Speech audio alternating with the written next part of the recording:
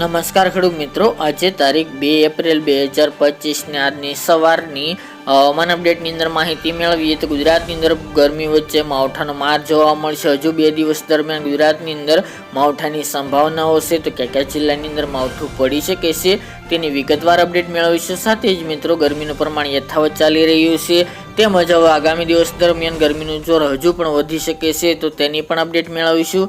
ચેનલમાં નવા હોય તો ચેનલને સબસ્ક્રાઇબ કરી નાખજો અને વિડીયોને લાઈક આપીને તમામ ખેડૂત ભાઈને શેર કરી દેજો. હાલ ગુજરાતની અંદર 2 દિવસથી હવામાનમાં પલટો આવી ચૂક્યો છે.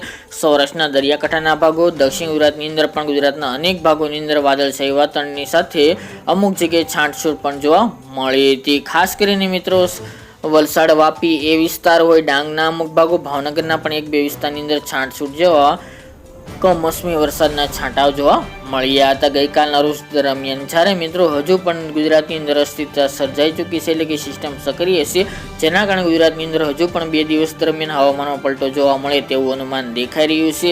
હવામાનમાં પલટાની વાત કરીએ તો દરિયાકાંઠાના જે ભાગો સૌરાષ્ટ્રની અંદર ભાવનગર, બોટાદ, જુનાગઢ, અમરેલી, ગીર સોમનાથ, જ્યારે દક્ષિણની અંદર સુરત છે, ભરૂચ, નર્મદા, વલસાડ, વાપી, નવસારી, તાપી, ડાંગ જેવા ભાગોની અંદર પણ હવામાનનો પલટો જોવા મળી રહ્યો છે. આગામી એટલે કે આજે અને આવતીકાલે ગુજરાતની અંદર વરસાદની તીવ્રતા થોડી જોવા મળી શકે છે. અમુક જગ્યાએ ઝાપટા પણ જોવા મળે અને છાંટછૂટ પણ જોવા મળે આજે તેમજ આવતીકાલે તેવી સંભાવના રહેલી છે. તો વાત કરવામાં આવે તો માવઠાની ખાસ કરીને દક્ષિણ ગુજરાતની અંદર વધુ અસર જોવા મળશે અને પૂર્વના જે બોર્ડર વિસ્તાર છે, જે ગ્રામ્ય વિસ્તાર, એમાં પણ ઝાપટા પડી શકે છે. વલસાડ, વાપી, કપરાડા, વાની, તાપી, સુબીર છે, ડાંગ છે, નવસારી આ ભાગોની અંદર પણ વરસાદની સંભાવના દેખાઈ રહી છે.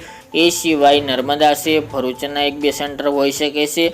દાહોદ, ગોધરા, છોટાઉદેપુર, વડોદરા, મહીસાગર, પંચમહાલ, અરવલ્લી સુધીના ભાગોની અંદર આ જે બોર્ડર વિસ્તાર છે તેમાં ખાસ કરીને વરસાદની સંભાવના એટલે કે ઝાપટાની શક્યતાઓ રહેલી છે. જ્યારે સૌરાષ્ટ્રના જિલ્લા જેમાં ભાવનગર, અમરેલી, જુનાગઢ, ગીર સોમનાથ આ દરિયાકાંઠાના 4-5 જિલ્લા છે તેમાં પણ વાતાવરણની સાથે હળવા ઝાપટાથી લઈને છાંટછૂટ પડે તેવું અનુમાન દેખાઈ રહ્યું છે. બાકી પોરબંદર હોય, દ્વારકા, રાજકોટ, બોટાદ, સુરેન્દ્રનગર જેવા ભાગોની અંદર હવામાનનો પલટો જોવા મળશે. મોરબીમાં કોઈ ખાસ શક્યતા નથી, તેમજ કચ્છમાં પણ અમુક જગ્યાએ વાદળો જોવા મળી શકે છે. ઉત્તર અને મધ્યની વાત કરીએ તો અમદાવાદ, ગાંધીનગર, ખેડા, મહેસાણા, સાબરકાંઠા એ વિસ્તાર છે, પાટણ જેવા ભાગોની અંદર પણ હવામાનનો પલટો 1-2 ભાગોની અંદર જોવા મળશે. બાકી ત્યાં તાપમાનનું જોર યથાવત જોવા મળશે, ત્યાં ગરમીનું જોર યથાવત જોવા મળશે. હવામાનનો પલટો આવ્યો છે, પરંતુ મિત્રો ગરમીમાંથી કોઈ રાહત મળી નથી.